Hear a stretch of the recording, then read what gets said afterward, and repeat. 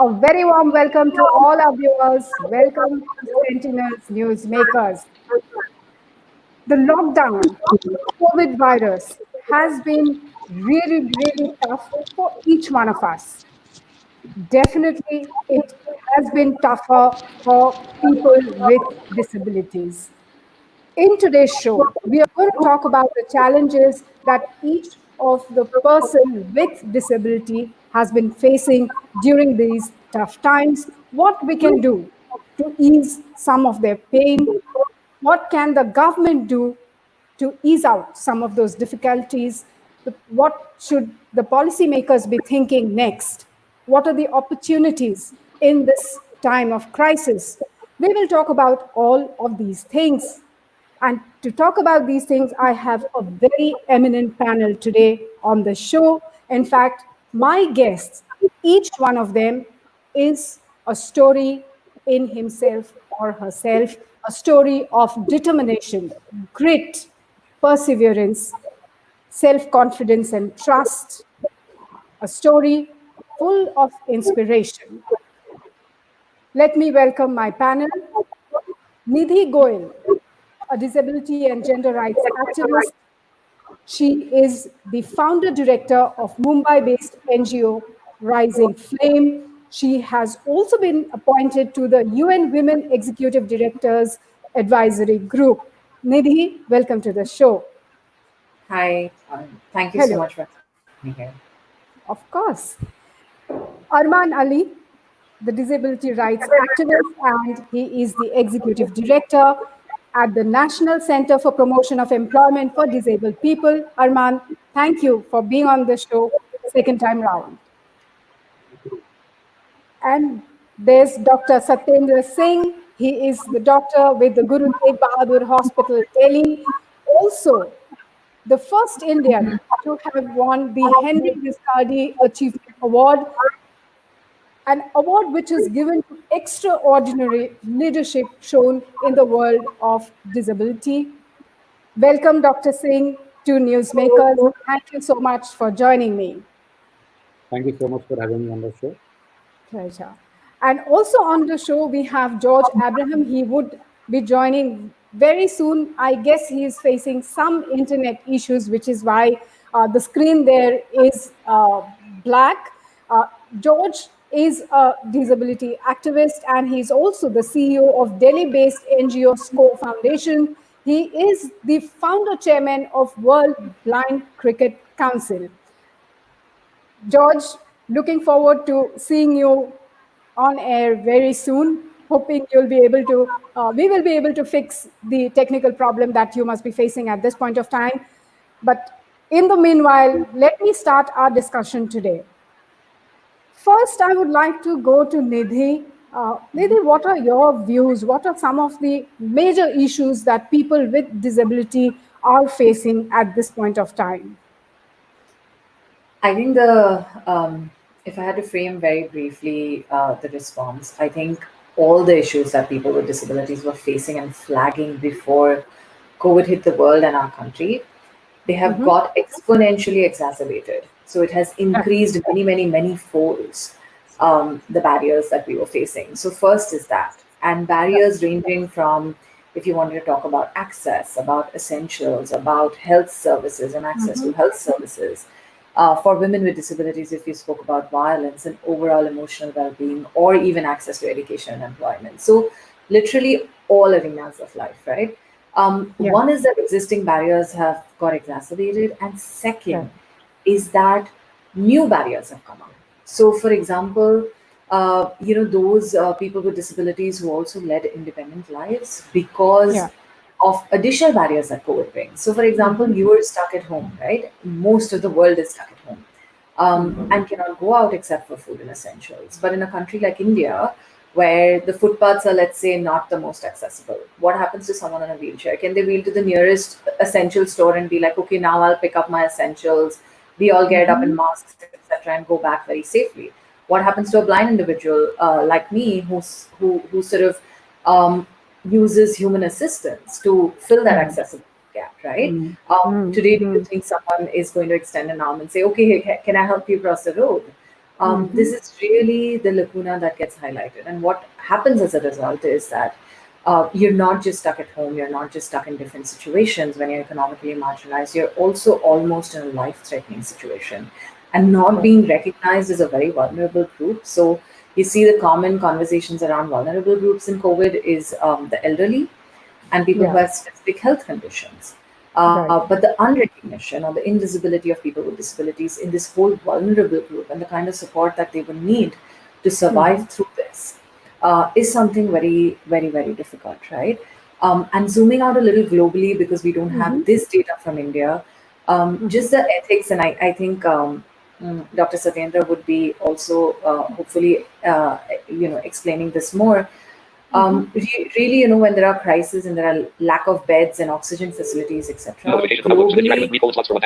Globally, the situation that's being seen is that people with disabilities, because they're valued less, their lives are valued lesser, or they're considered as lesser productive human beings, even in bioethical situations. They're basically, if there is a one ventilator and 40 individuals, not just the elderly and people having health conditions, but persons with disabilities will go last in the priority list.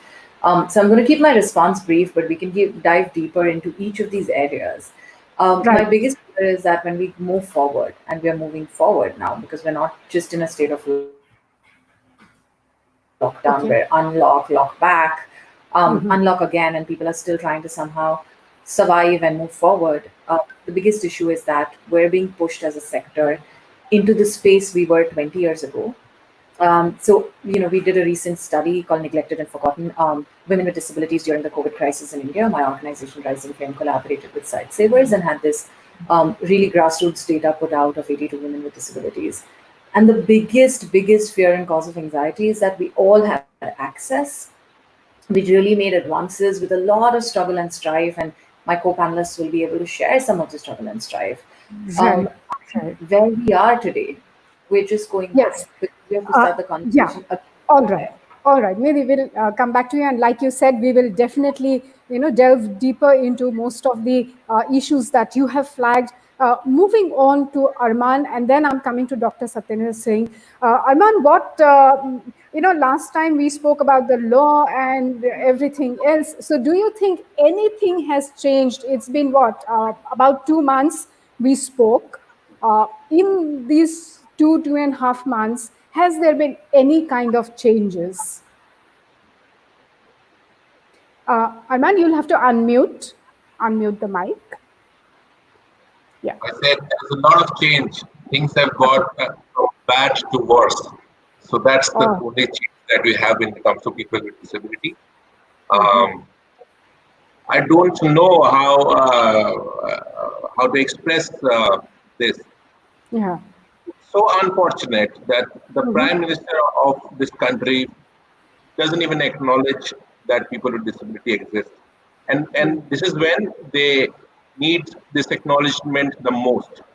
Right. In other fanfare, you see disabled people singing, dancing in various government functions and being used for various promotional activities whenever it is suited to them. But when there is a pandemic, when disabled people, as rightly highlighted by my friend Nidhi, are the first to be deprioritized when there is a crisis, or any situation when there is a crisis, which is so so not which is so opposite to the principles of disaster. Um, it's heartbreaking when you hear people with disability their plight.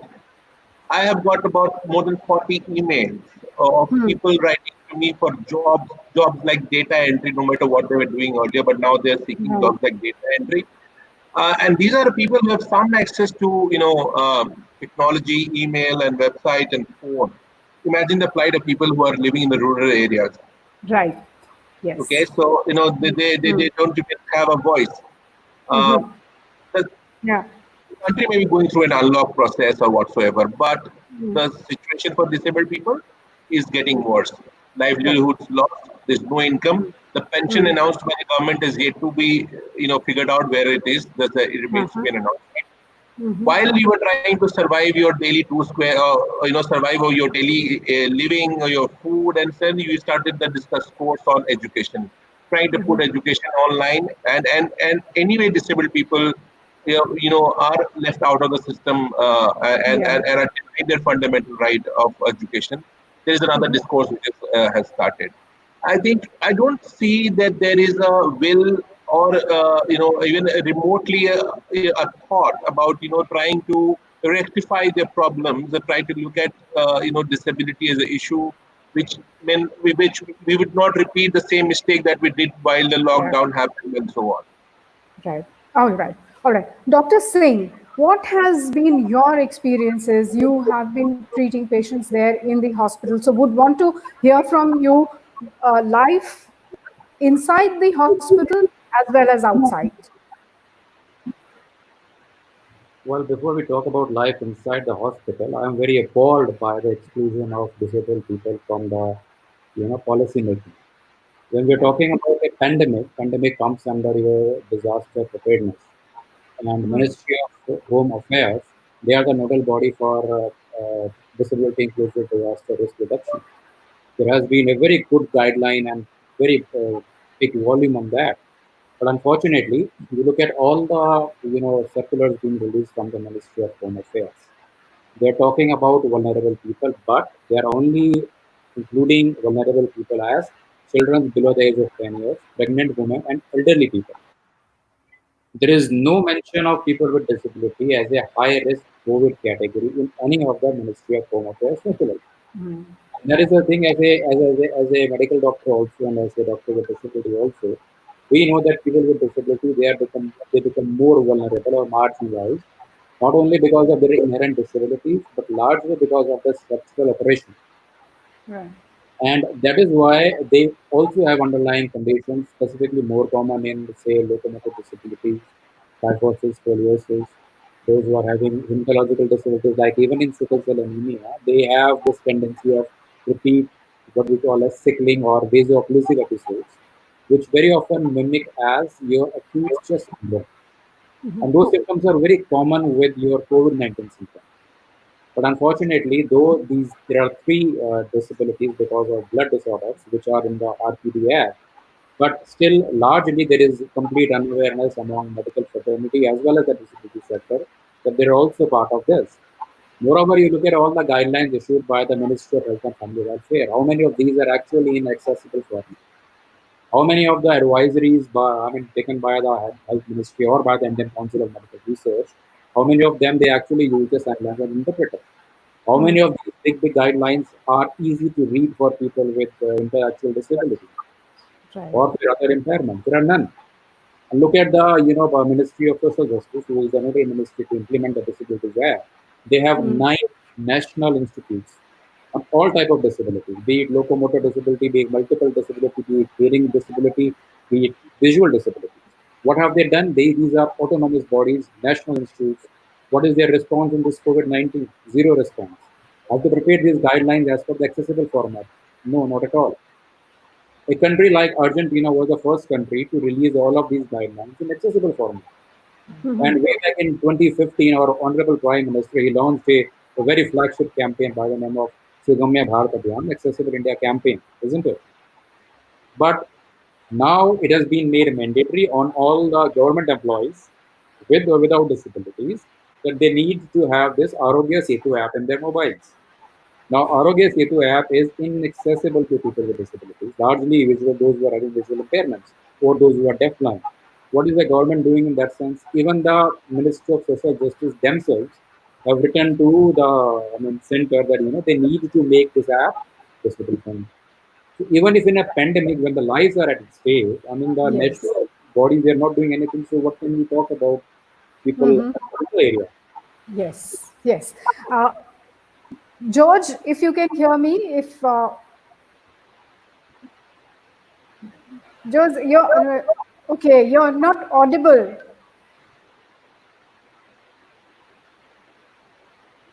George, I guess you need to fix your mic. Can you hear me?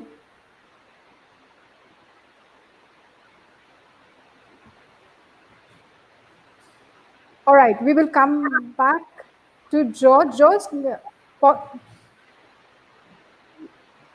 can you hear me?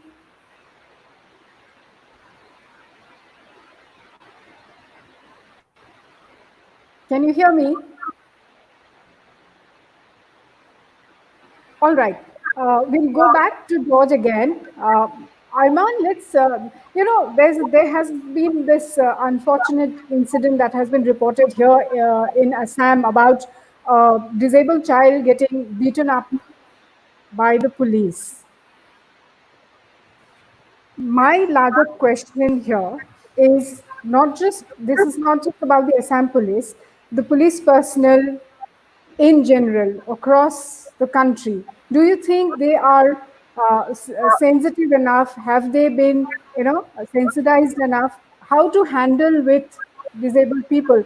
Also, I would like to discuss this other question of the discrimination that we see. Of course, we'll go back to other questions, the points that Nidhi had raised as far as the COVID thing is concerned, and also what Dr. Singh had spoken about. So, but particularly, this particular case, because this really was very shocking. It's very sad. So, why? I mean, One, it's shocking indeed, but there's nothing. It is not something which is new. right. Atrocities and abuse of disabled people happens 24/7 across the. I will just speak for the country at the moment. Um, I don't know. It's not even 15 days. You must have heard about a disabled woman in Hyderabad being beaten by her manager just for asking Right. him to wear a mask. Um, and there were rapes of disabled, blind women in Bhopal, and Yeah. and and there were too many. What happened in Guwahati again was unfortunate. I look at it from a little different point of view because there are tall claims of the Guwahati Police Commissionerate of being a child-friendly city and child-friendly police. And even if there is a curfew, you see a child or with how can you hit? Okay, you stop, you talk. Police is not are not supposed to just hit anybody who they see on the road. I mean, we are not in Right. middle of a riot or a war or a civil war or any kind of a disturbance. This is a pandemic, and there are penalty provisions for people. There is a guidelines issued by the Department of Empowerment for Persons with Disabilities. Are they being used or being sensitized? I honestly, I don't expect people from the police department across the country to be sensitive toward disabled people because it is not priority. Disabled people continues to be a second-class citizen in this country, and disabled people have to start a second freedom movement for their freedom of movement for their freedom. I But mean, the Arman, situation, I but you know, but but but Arman, uh, okay, disabled you know, people are not the priority. But what about the humanity factor? So I don't Aren't talk we about humans? humanity. I Aren't will we? talk. What about what do you do when pity runs out, Oineetom? What do you do when you don't feel when pity runs out for disabled people? That's the model we have in here. Yeah. Yes. You employ disabled people under CSR because you think you feel sorry for the person. You hire the Right. person because you think that's not the idea. It's about dignity. It's Absolutely. about rights of disabled people, and we are protected by the constitution of this country. I mean, if I murder somebody tomorrow and will they let me go because I have a disability? No, No. they will treat Yeah. me equally in life there. Yes. So I think, you know, in a situation like this, and the child has a developmental disability, somebody who don't even understand what happened to him, why did it happen, and Yeah. is it worth the trauma? Is it enough that you are in need of a pandemic? And where is the priority? You look at curriculums of the police academy. Are they talking about disability laws? They look at disability as a charity. Even government officials look at disability as a welfare and a charity issue, and not an issue where we need to protect somebody's right. Or how many police stations in this country is disabled friendly in terms of access? Forget about Right. sensitive. One really doesn't want to go to any police station, God forbid, okay? But how many of them are prepared? So I think this is a larger question, and it's not coming from this constable or whoever is it. It's coming from the top. It's coming from the Ministry of Home, and that's where it's Right. going out to the last village of this country. Right. Let me try going to George one more time. George, if you can hear us now, and if your audio thing is fixed. All right. George, your audio is still not fixed. We are not able to hear you.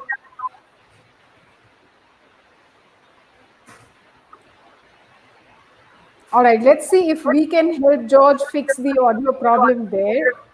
It could also be because of the net connectivity at his end. Or maybe, George, if you can hear me, maybe you can try logging out and logging in again. That might help fix the audio issue at your end, George. All right, Nidhi, let's go.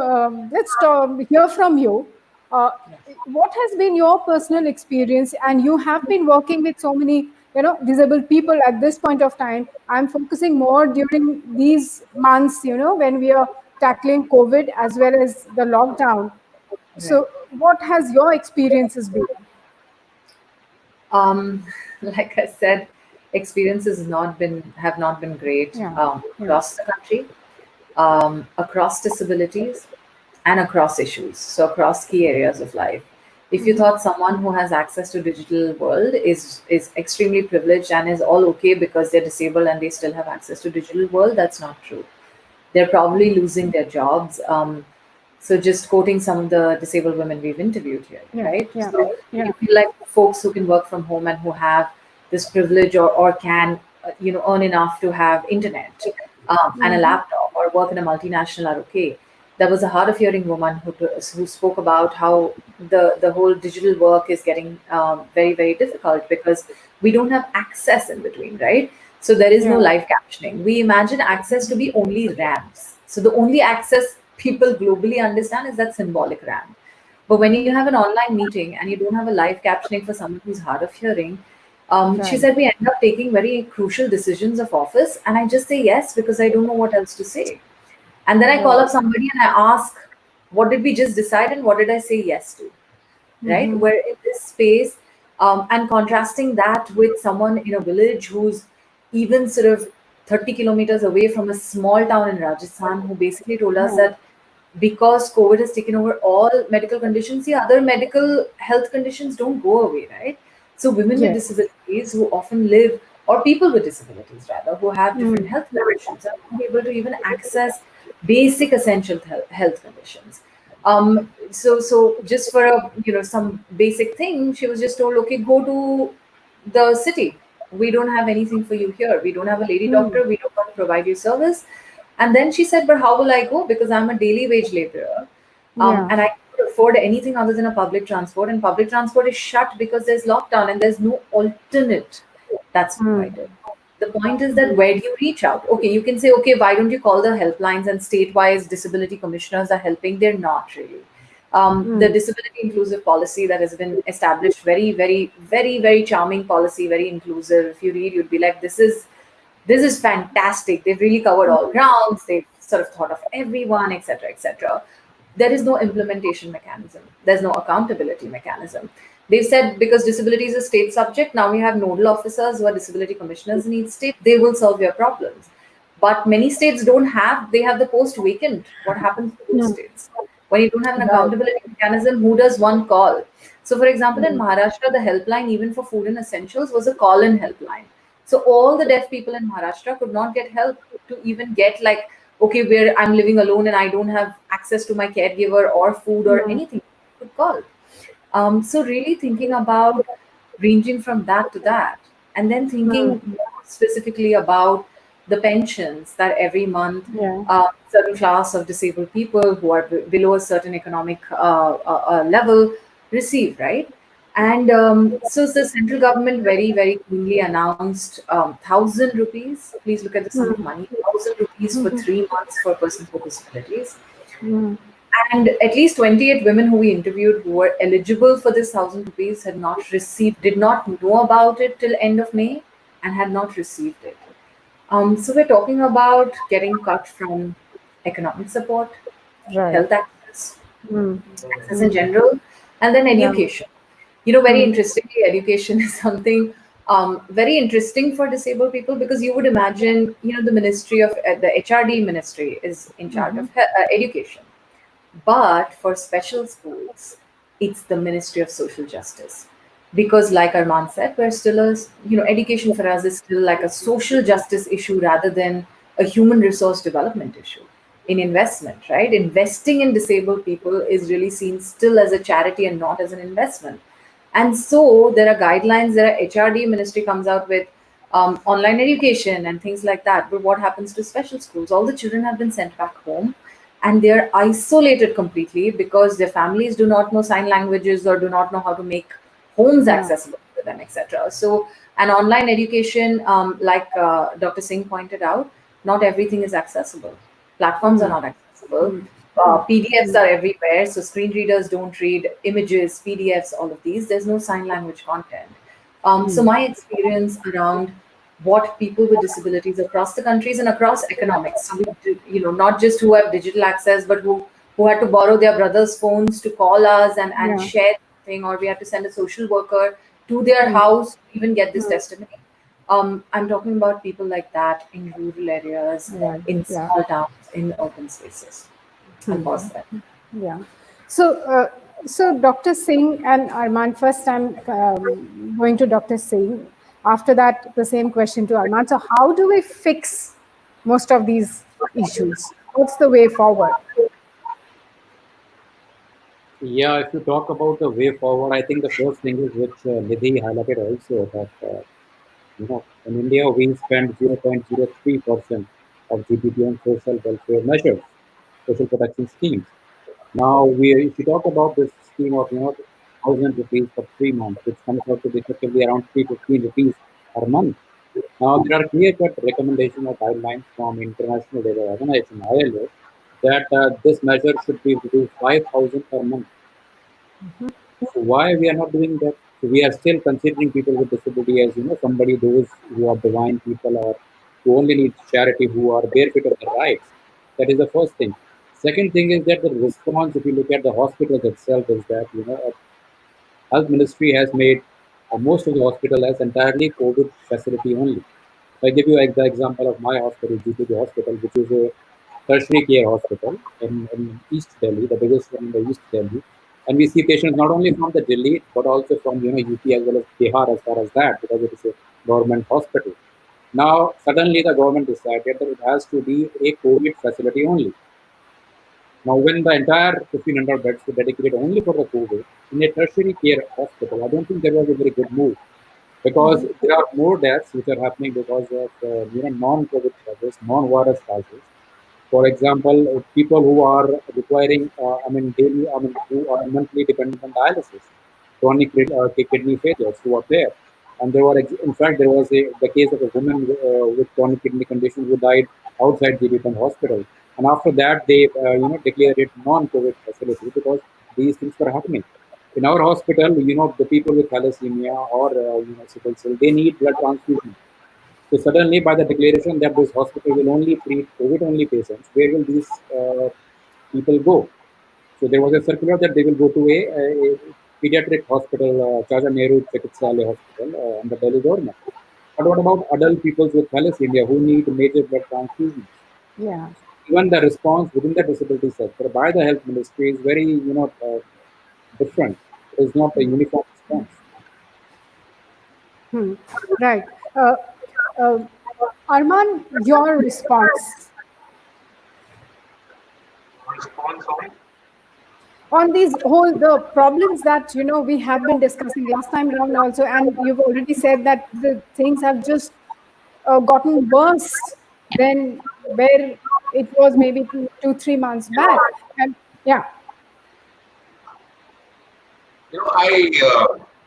I sometimes feel that something is wrong with me because every time I speak to people about the issues around disabled people, I only talk about a lot of problems, and I fail to come up with something nice and positive because I look at disability as a development and a human rights issue.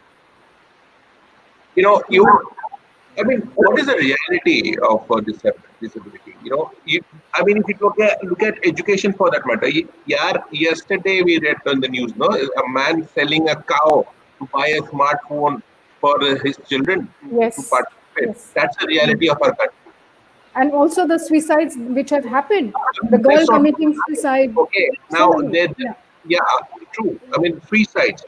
Non-disabled people students have gone and filed petition in the Supreme Court to against the idea of an open book examination, okay, which is online. These are non-disabled people, and we are talking Yeah. about disabled people here, okay. Yeah. Now, if you really want to include disabled people in the system, education first, they have to survive, they have to live. They need to get access to essentials like food, ration, medicine, the ability to go from one place to another, and so on. I mean, that is not in place in our country, and that needs to be really even given very serious thought. It doesn't work out with one Accessible India campaign here, and having webinars and giving distributing aids and appliances through a webinar. It doesn't answer anything. Let's be honest. Let's call spade a spade. We need to acknowledge and ask questions. My simple question is, I don't know if this reaches out to the right people. Yeah, You know, I hope it does. you know, during the pandemic, NDMA must have had many meetings there, many core group meeting where they have different departments from health, from education, from everyone. Right. Yes. Have they ever invited somebody from the disability sector? Is my question. Now, Right. we have a Minister for Social Justice and Empowerment. Has this minister written a letter to the Prime Minister about the plight of disabled people in this country? That if we look at the census data, 2 crore data, has it said that my people are the worst affected? Prime Minister, sir, please look into it. I want to see that. I want to see if the standing committee or the central coordination committee met during this pandemic to discuss the issues of disabled people. If they are not doing it, what are they doing? Right. And if this happens, we are not going to see the light of the day. Disabled people will die, and this is what will happen. What are we talking about? Pension of 1,000 rupees in 3 months, 333 rupees to whom? To those who have 80% disability and they are also registered as a below poverty line. You know what is the percentage of such people? I mean, and I will quote government's data, the National Sample Surveys data, which was of 2019, says that only 28% of people with disability in this country has disability certificate. So on what basis will you give this pension to? And to whom will you give this pension to? I mean, is that you put a criteria during a pandemic when people die of starvation? Yeah. I think this needs a very serious thought. Where are we going? What are we up to? Do we know what we are doing? I mean, are we living in la la land? Disabled people are people also. They are also part of this country. They are Indians with disabilities, for God's sake. Right. I mean, where is the disconnect is what I ask. Yes. Yes, Dr. Singh. Yeah, I would, just like to add on what Arman has said that, the whole disability sector believes in the mantra that nothing about us without us, right? And Indian Council of Medical Research, who has been preparing guidelines and all that, they one fine day suddenly decided that let's talk about disabled people. And they prepared a core group where they invited all non-disabled doctors that they will prepare guidelines for disabled people. For example, how a person who is, on a wheelchair, he or she will take care of himself. Now, not all people with disability, they are patients. Some of them are those who wear stethoscopes. There are many doctors with disabilities. I know a pediatrician who uses wheelchair. There are many other people also. Now, isn't it right for those people to talk about these conditions, how they will take care of their assistive devices, their wheelchairs, when they're moving in a hospital, rather than those people who have absolutely zero idea of lived experience of disability, and they are preparing those guidelines. And later on, it was came out that how they prepared these guidelines. There was an alleged plagiarism assault on that. That they copy pasted the whole stuff from all the international guidelines. So what is the way forward? I think the first thing is what Canada did. Canada prepared at this COVID-19 disability advisory group. So they had people from all different category of disability into that national body, and that's how you change things. The same thing happened in United Arab Emirates. They decided that that all people with disability, the government will take care of them. They will treat those COVID patients at their home itself. They don't have to go and stand in the queues and all this stuff. So these are the things by which, by when we involve the disability sector, perhaps things might move. And very rightly, Right. Arman said that, 0. We spend so little on these expenditures. And even that Indira Gandhi pension scheme for disabled people, that excludes children with disabilities. There is no pension for those children who are there in the rural areas. Right. So I just hope that the policymakers, the government really, it's time they really look into all of these issues. And like Arman had mentioned, the ministry should now take note of things and start acting. It's really high time. I'm really sorry. Yeah. I just wanted to add, like, Yes, just a yes, couple sure, of sure. lines. Yes, yes, Nidhi. So we've been. I'm just gonna make it more additive rather than repeating Mm-hmm. what everyone said. I think in addition to all that, when we say nothing about us without us, what we also don't consider is women with disabilities within the disability language. So when we're designing policies, response mechanisms, how gender and disability interplay within that, and also in the women's ministries, right? When we're talking about Yeah, domestic violence being a shadow pandemic, what does that mean for women with disabilities? And the same questions of access, the question of rehabilitation, the question of what will a woman with a disability whose sole caregiver is her abuser at home, where does she go? right. Are shelter homes at this point ready to take women and women with disabilities then per se? So really, my response to the way forward would be a very, very hard push on the asks that we've been already making. So you spoke about access to Yes. justice. And there are reports which talk about, one of them authored by me, talking about how these barriers, to remove these barriers, we need to work at multiple levels of justice. So at the Mm-hmm. police level, at the judiciary level, etc. And what that access to justice is for us right now. If we are violated, where do we go? And not just as women with disabilities, as people with disabilities. So I think greater push on what we were saying, and taking this really as an opportunity with civil society and the governments to rebuild back better. We're all talking about a new normal as if a new normal will emerge on its own. And I think if we forget again people with disabilities, and I hear this so often in our activisms, when you're in different spaces, when you're with the health communities, you're like, oh, we forgot you again. Or with your women's rights, some of them, the groups will be, oh, we forgot you again, women with disabilities, or we forgot persons with disabilities again. It's not a casual forgetting, right? We're Right. already undercounted in the data, so we're not just a little over 2%. If you take global aggregates, and with other organizations, we're close to 7 to 10% of the population. And how do you then forget this population? So in building back Absolutely. better, we really need to take this as an opportunity to hear people with disabilities, to include them, and to build this new normal, because it's not going to emerge. And if we miss us now, Yeah. we are essentially going to push disabled people back 20, 25 odd years. So circling back with what I started. Right, absolutely. I wish George could have joined us. We really couldn't fix his internet issue. Therefore, we've not been able to get him on the show today. Really missing him here.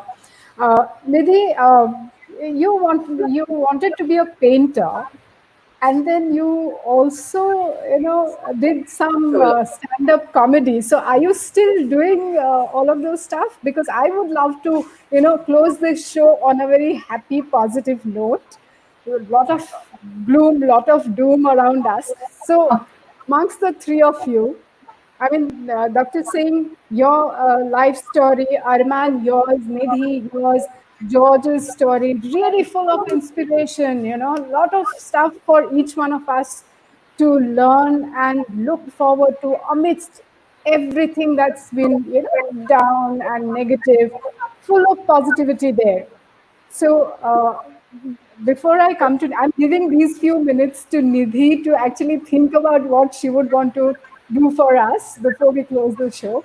Dr. Singh, what would you like to share with us? What I would like to say with you guys, no? So Yes, I'm otherwise a very positive person, but I think these are of very, course. very distressful Yes. times. And one important aspect which we have not yet touched is about the mental health, because there Hmm. is a Yeah. data from the pre-COVID era which states that even during the course of this 1 hour interview, a student would have died by suicide in India, because one suicide dies by dies by suicide per hour in India, and similarly, 2 women out of 5 in the entire world they kill themselves. They happen to be from India. So these are the data from pre-COVID era, and if we have seen during the lockdown that how domestic violence has been increased, they are adding Yeah. to these things, and there are many autistic individuals and other people for whom this social disruption is actually very difficult for them. So I think we all need to take care of our mental health as well, because that is a very important. That is, in fact, a silent pandemic. We are sitting on a tip of the iceberg. So that is why it is very important to take care of your hobbies, whether you love, because you have a painter with us, a stand-up comedian with us. So it is very important that, yes, of course, now we have to live with it. COVID-19 is a reality. It is a new normal now.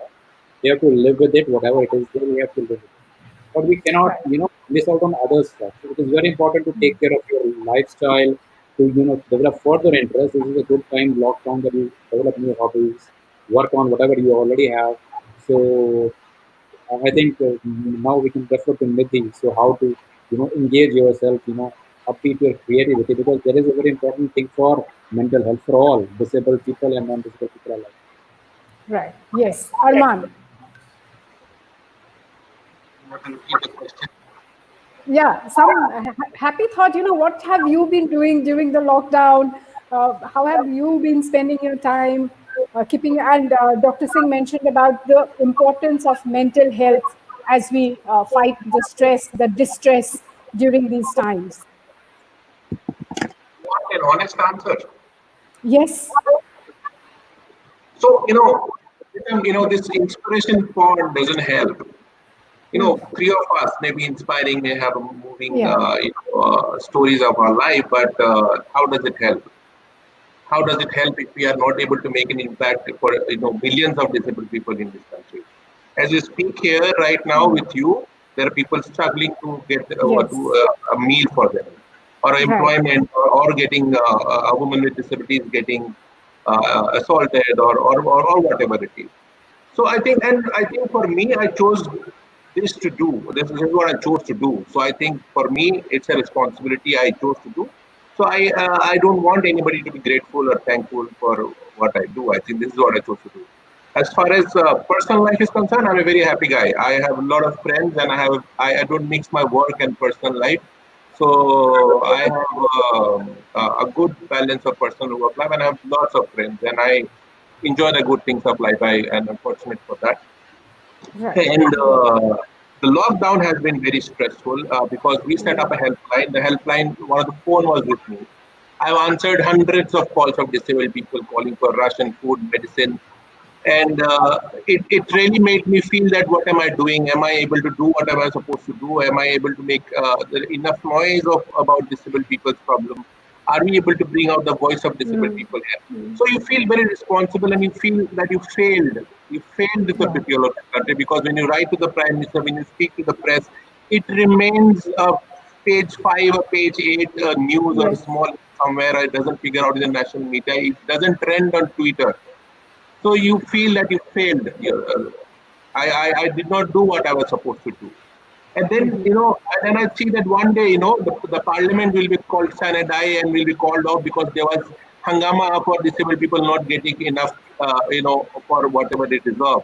There will be elections. Will be party will fight on disability issues about. They will promise that they will provide education for every disabled child. These are my hopes for times to come, and I hope that the youth with disability in this country, they come together and they make their voices heard, no matter where they are, no matter what they Right. do.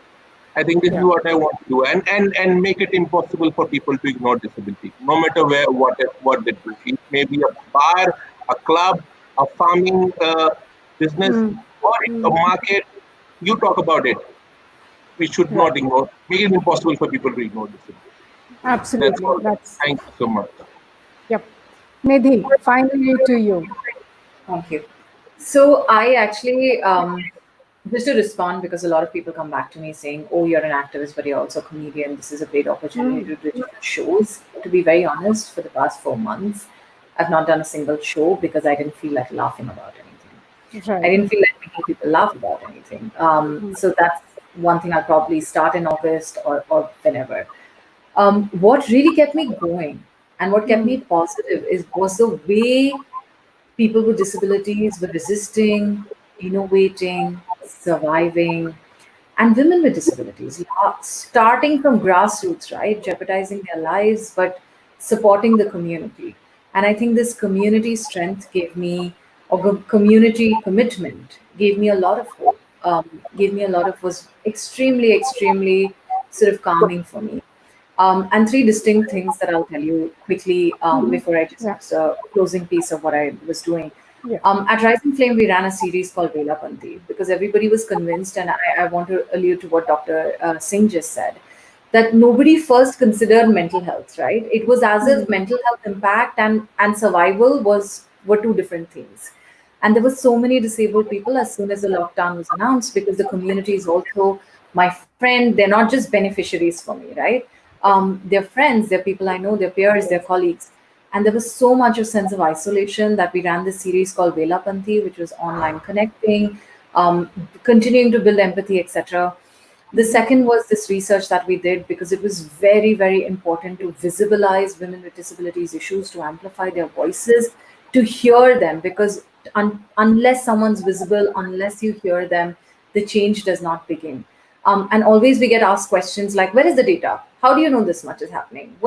Who's facing this? And women with disabilities somehow remain undercounted. So really having this research out kept me going for 2.5 months. We were working on this, and so many stories. And so that really was the thing. The third thing is the women with disabilities themselves, who are now the young women with disabilities who conclude the leadership program that we run and are ready to be the leaders of the world, to change this world and create a new normal. Having said that, on a larger scale, going beyond disability, looking at the world, I was supporting and working for, which is just launched yesterday, Life and Balance movement. And I feel like each of us needs to do our bit at an individual level, at a community level, at a society level, to change the world, to pause and reflect why this pandemic has happened, where has it come from. So more broader understanding and recreating the world, a more inclusive, empathetic, and holistic world. So it's Life and Balance movement, and lifeandbalancemovement.in is the website, and it's just launched yesterday. And I've been one of the initial members of this movement, to practice the change that we want to be. So some strong positivity, the positivity and the joy came from doing something, and continuously wanting to continue doing something. Wonderful, wonderful. And all the best to you with all your endeavors, with all your ventures. Thank you, the three of you, for joining me this afternoon. Wish you all the best, and just hoping that the policymakers, the government, the ministry out there, the minister out there, just stops being the minister. The ministry should not be there just for the sake of having a ministry, but it's time, and we really hope that now they will start doing something, do something concrete, address the issues that needs to be addressed, and make the world a better place for each one of us. With that hope, and wishing all the best and lot of strength to each one of you. Carry on with your good work. Thank you for being there, doing your bit. Yes, of course, Arman, please. To add to what you said, I hope the government does so much that I have to look for another job somewhere else as a data entry operator and not be Absolutely. Yes, yes, that would be the best thing. In fact, that is what we want. Hoping sooner than later, this particular wish of ours will come true. Really expecting a lot from the Narendra Modi government in the coming days. Thank you all once again for joining me. Goodbye till we meet again. Take care, all of Thank you. you so much. Bye-bye. Thank you.